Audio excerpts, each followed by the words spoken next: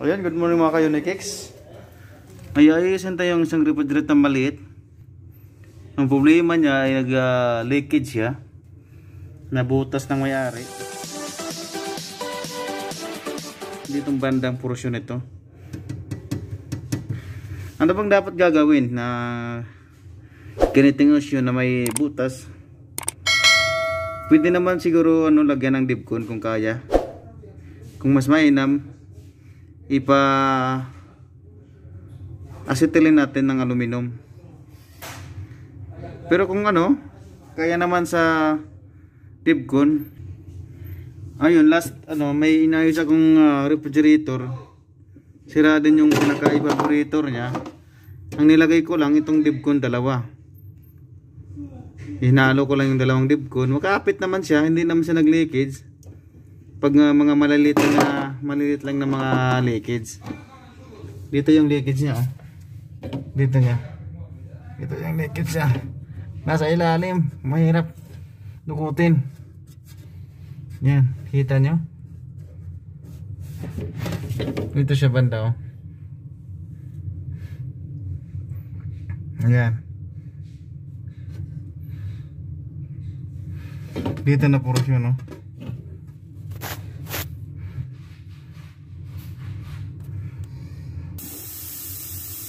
Ito siya, oh.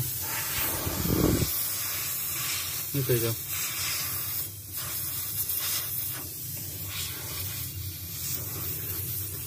Subukan natin maglagay ng dibcon. Haluin itong dibcon na to. Kasi last nag-inayos akong refrigerator, evaporator lang yung sira. Dinagyan ko lang naman dibcon din kasi maliit lang naman yung leakage. So para mabuti naman ng matagal, hanggang ngayon okay pa naman. Tara, lagay natin to para maayos na to.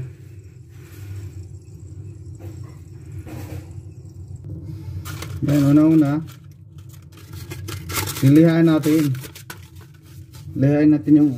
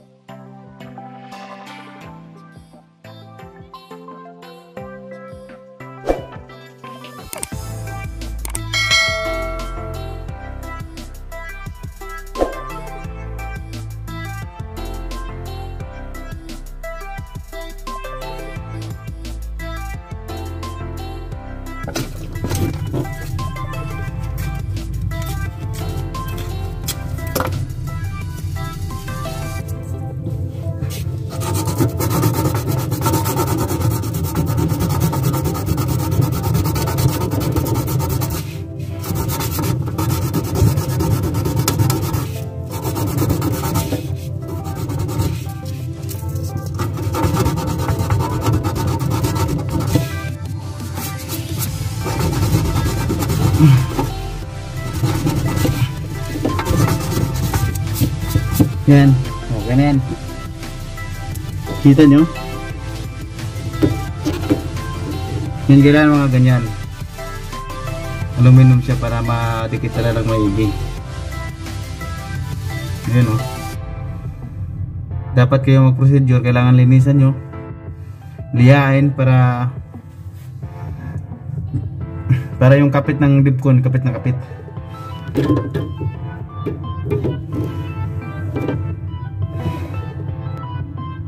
Yan. Gagawin ito, gamamit niya itong dibcon. Plastic steel epoxy. Mainam din naman to sa mga dikitan sa mga aluminum. Kuha tayo ng konti. Kita ba nyo? Kahit konti lang.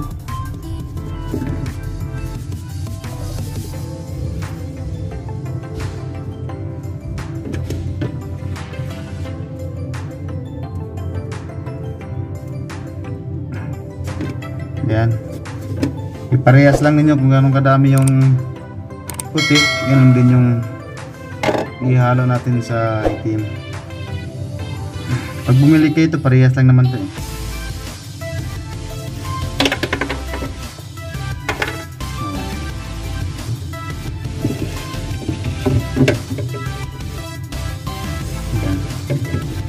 ganun kadami yung puti, ganun kadami din yung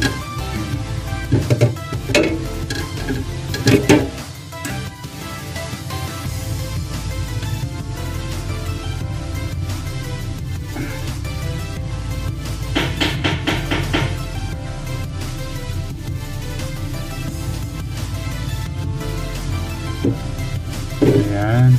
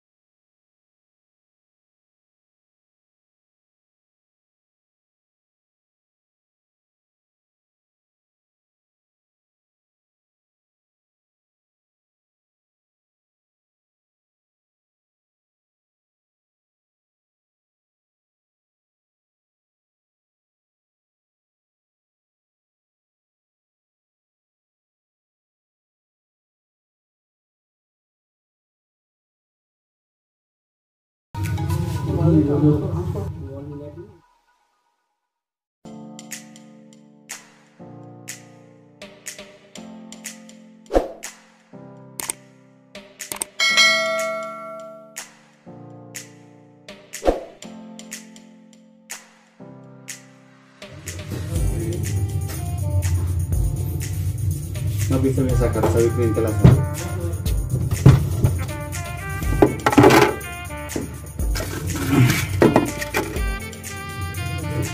Ayan, okay na. Hintayin lang natin mga ilang araw.